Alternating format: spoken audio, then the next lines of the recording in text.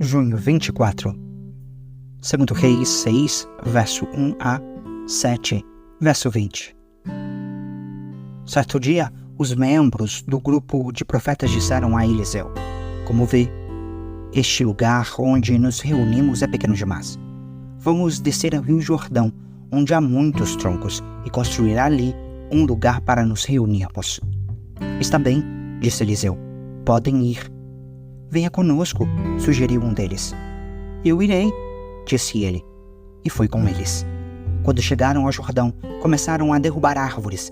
Enquanto um deles cortava um tronco, a parte de ferro do machado caiu no rio.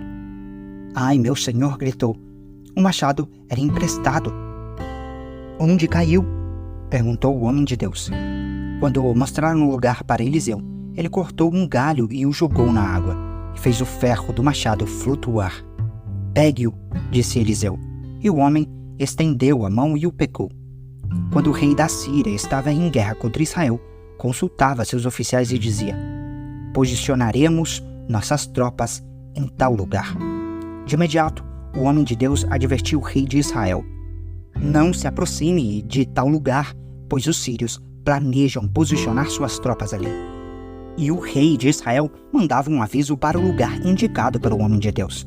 Várias vezes, ele advertiu o rei de que ficasse alerta naqueles lugares. Furioso com essa situação, o rei sírio reuniu os seus oficiais e perguntou: Qual de vocês anda informando o rei de Israel sobre meus planos? Ó, meu senhor, o rei, não somos nós, respondeu um dos oficiais. Eliseu, o profeta de Israel, revela ao rei de Israel até as palavras que o Senhor diz em seus aposentos. O rei ordenou: Vão e descubram onde ele está, para que eu mande capturá-lo. Então, lhe informaram: Eliseu está em Dotã. Assim, certa noite, o rei da Síria mandou um grande exército com muitos carros de guerra e cavalos para cercar a cidade. Na manhã seguinte, o servo do homem de Deus se levantou bem cedo. Ao sair, viu que havia soldados, cavalos e carros de guerra por toda a parte. Ai, meu senhor, o que faremos agora? Exclamou o servo. Não tenha medo, disse Eliseu, pois do nosso lado há muito mais que do lado deles. Então, Eliseu orou: Ó Senhor, abre os olhos dele para que veja. O Senhor abriu os olhos do servo, e ele viu as colinas ao redor de Eliseu cheias de cavalos e carruagens de fogo. Quando os sírios avançaram na direção de Eliseu, ele orou: Ó Senhor, faze que fiquem cegos. E o Senhor fez que ficassem cegos, conforme Eliseu havia pedido. Então Eliseu saiu e lhes disse: Vocês tomaram o caminho errado.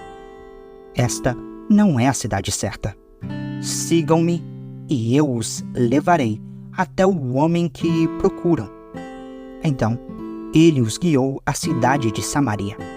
Assim que entraram em Samaria, Eliseu orou: Ó Senhor, agora abre os olhos dele para que vejam. O Senhor abriu os olhos deles e descobriram que estavam no meio de Samaria. Quando o rei de Israel os viu, perguntou a Eliseu: Devo matá-los, meu senhor? Devo matá-los? Claro que não, respondeu Eliseu. Eles não são prisioneiros que você capturou na batalha. Dê-lhes comida e bebida e mande-os de volta para casa, para o senhor deles. Então o rei lhes ofereceu um grande banquete e os mandou de volta para casa, para o senhor deles. Depois disso, os invasores sírios não invadiram mais a terra de Israel. Algum tempo depois, porém, Ben-Hadad, rei da Síria, reuniu todo o seu exército e cercou Samaria. Como resultado, houve grande fome na cidade. O cerco durou tanto tempo que uma cabeça de jumento era vendida por 960 gramas de prata e 1/3 de litro de esterco de pombo por 60 gramas de prata. Um dia, quando o rei de Israel caminhava pelos muros da cidade, uma mulher gritou para ele: Ó meu senhor, o rei, por favor, ajude-me. Ele respondeu: Se o senhor não a ajudar, o que poderei fazer? Não tenho alimento na eira, nem vinho na prensa de uvas. Mas depois o rei perguntou: qual é o problema? Ela respondeu: esta mulher me disse: vamos comer o seu filho hoje, e amanhã comeremos o meu. Então cozinhamos meu filho e o comemos. No dia seguinte, eu disse a ela: mate seu filho, para que o comamos. Mas ela o havia escondido. Quando o rei ouviu isso, rasgou as roupas. E enquanto ele caminhava pelos muros, o povo viu que, por baixo do manto, ele usava pano de saco junto à pele. Então o rei jurou: que Deus me castigue severamente, se eu não separar a cabeça de Eliseu de seus ombros ainda hoje. Eliseu estava sentado em sua casa com as autoridades de Israel quando o rei mandou um mensageiro até ele. Antes, porém, que o mensageiro chegasse, Eliseu disse às autoridades: o filho do assassino enviou um homem para cortar minha cabeça. Quando o mensageiro chegar, fechem a porta e não o deixem entrar. Logo ouviremos os passos de seu senhor atrás dele. Enquanto Eliseu ainda falava, o mensageiro chegou e comunicou a mensagem do rei: toda essa desgraça vem do Senhor. Por que devo continuar a esperar no Senhor? Eliseu respondeu: ouçam esta mensagem do Senhor. Assim diz o Senhor: amanhã, a esta hora, na porta de Samaria, 6 litros de farinha fina custarão apenas 12 gramas de prata, e 12 litros de cevada também custarão apenas 12 gramas de prata. O oficial que auxiliava o rei disse ao homem de Deus: ainda que o Senhor abrisse as janelas do céu, isso não poderia acontecer. Eliseu, porém, respondeu: você verá com os próprios olhos, mas não comerá coisa alguma. Havia 4 homens com lepra, sentados junto à porta da cidade. Por que ficarmos sentados aqui esperando a morte? Perguntaram uns aos outros. Morreremos de fome se ficarmos aqui, mas também morreremos de fome se entrarmos na cidade, pois não há alimento lá. Vamos sair e nos render ao exército sírio. Se eles nos deixarem viver, melhor, mas se nos matarem, de qualquer maneira, teríamos morrido. Ao anoitecer, partiram para o acampamento dos sírios. Quando chegaram às extremidades do acampamento, viram que não havia ninguém ali, pois o Senhor havia feito o exército sírio ouvir o ruído de carros de guerra e o galope de cavalos e os sons de um grande exército que se aproximava. Disseram uns aos outros: o rei de Israel contratou mercenários hititas e egípcios para nos atacarem. Por isso, fugiram ao anoitecer, abandonando tendas, cavalos, jumentos e tudo mais, e correram para salvar a vida. Quando os leprosos chegaram às extremidades do acampamento, foram de uma tenda a outra, comendo e bebendo. Pegaram a prata, o ouro e as roupas que encontraram e esconderam tudo. Por fim, disseram uns aos outros: isto não está certo. Este é um dia de boas notícias e não contamos a ninguém. Se esperarmos até o anoitecer, seremos castigados. Venham, vamos voltar e dar as notícias no palácio. Então, voltaram à cidade e relataram aos guardas do portão o que havia acontecido. Fomos ao acampamento sírio e não havia ninguém, disseram eles. Os cavalos e os jumentos estavam amarrados e as tendas todas armadas, mas não havia ninguém por ali. Os guardas gritaram, anunciando a notícia no palácio. O rei se levantou no meio da noite e disse a seus oficiais: vou explicar o que aconteceu. Os sírios sabem que estamos morrendo de fome, por isso deixaram o acampamento e se esconderam nos campos. Estão à nossa espera para nos capturar com vida e conquistar a cidade quando sairmos. Um de seus oficiais disse: seria melhor que enviássemos espiões para ver. Eles podem usar 5 dos cavalos que sobraram. Se acontecer alguma coisa com eles, não será pior que se ficarem aqui e morrerem com o restante de nós. Assim, prepararam 2 carros de guerra com cavalos e o rei enviou espiões para ver o que havia acontecido ao acampamento sírio. Foram até o rio Jordão, seguidos os rastros de roupas e equipamentos que os sírios tinham abandonado em sua fuga desesperada. Os espiões voltaram e contaram tudo ao rei. Então o povo correu e saqueou o acampamento sírio.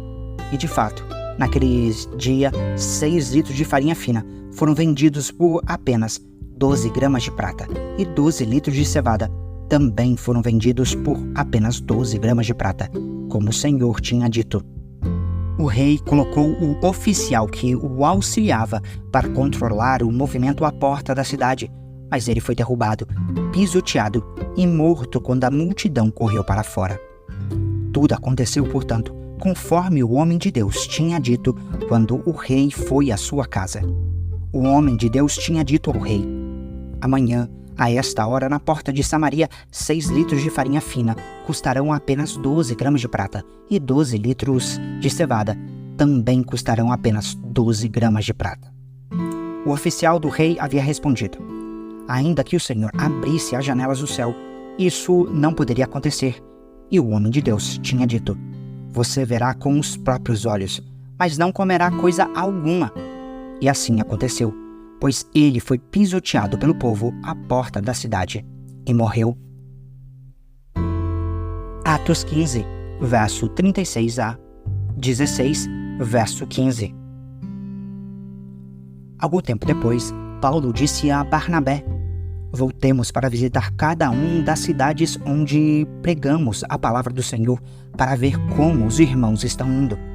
Barnabé queria levar João Marcos, mas Paulo se opôs, pois João Marcos tinha se separado deles na Panfília, não prosseguindo com eles no trabalho.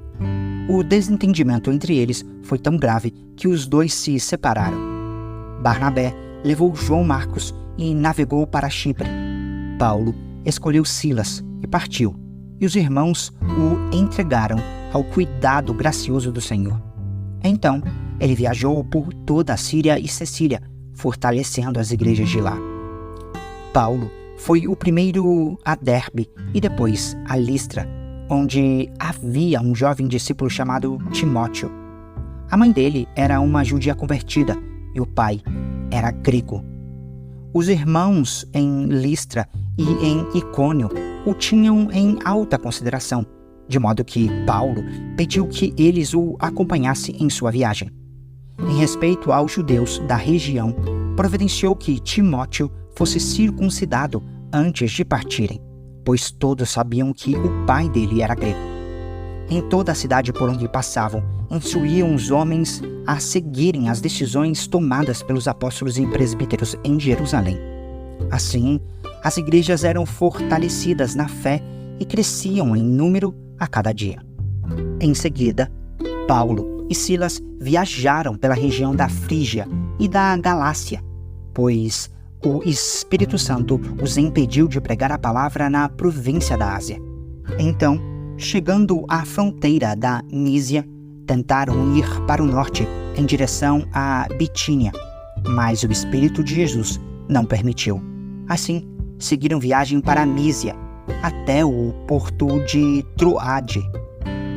Naquela noite, Paulo teve uma visão na qual um homem da Macedônia, em pé, lhe suplicava: venha para a Macedônia e ajude-nos. Então, decidimos partir de imediato para a Macedônia, concluindo que Deus nos havia chamado para anunciar ali as boas novas. Embarcamos em Troade e navegamos diretamente para a ilha de Samotrácia, e no dia seguinte chegamos a Neápolis. Dali, alcançamos Filipos, cidade importante dessa região da Macedônia e colônia romana, e ali permanecemos vários dias. No sábado, saímos da cidade e fomos à margem do rio, onde esperávamos encontrar um lugar de oração. Sentamo-nos e começamos a conversar com algumas mulheres ali reunidas. Uma delas era uma mulher temente a Deus chamada Lídia, da cidade de Tiatira, comerciante de tecido de púrpura. Enquanto ela nos ouvia, o Senhor lhe abriu o coração, e ela aceitou aquilo que Paulo estava dizendo. Foi batizada junto com sua família e pediu que nos hospedássemos em sua casa. Se concordam que creio de fato no Senhor, venham ficar em minha casa, disse ela, e insistiu até que aceitamos. Salmo 142, versos 1 a 7. Salmo de Davi a respeito de sua experiência na caverna. Uma oração. Clamo em alta voz ao Senhor, suplico pela misericórdia do Senhor. Derramo diante dele minhas queixas e lhe apresento minhas angústias. Quando estou abatido, somente tu sabes o caminho que devo seguir. Aonde quer que eu vá, prepararam armadilhas contra mim. Procuro alguém que venha me ajudar, mas ninguém sequer lembra que eu existo. Não tenho onde me abrigar. Ninguém se importa com o que acontece comigo. Então clamo a ti, Senhor, e digo: tu és meu refúgio, és tudo o que desejo na vida. Ouve meu clamor, pois estou muito fraco. Livra-me dos que me perseguem, pois são fortes demais para mim. Tira-me da prisão, para que eu te dê graças. Os justos se juntarão ao meu redor, pois tu és bom para mim. Provérbios 17, versos 24 e 25. O sensato mantém os olhos fixos na sabedoria, mas os olhos do tolo vagueiam até os confins da terra. O filho tolo causa tristeza a seu pai, e amargura àquela que o deu à luz.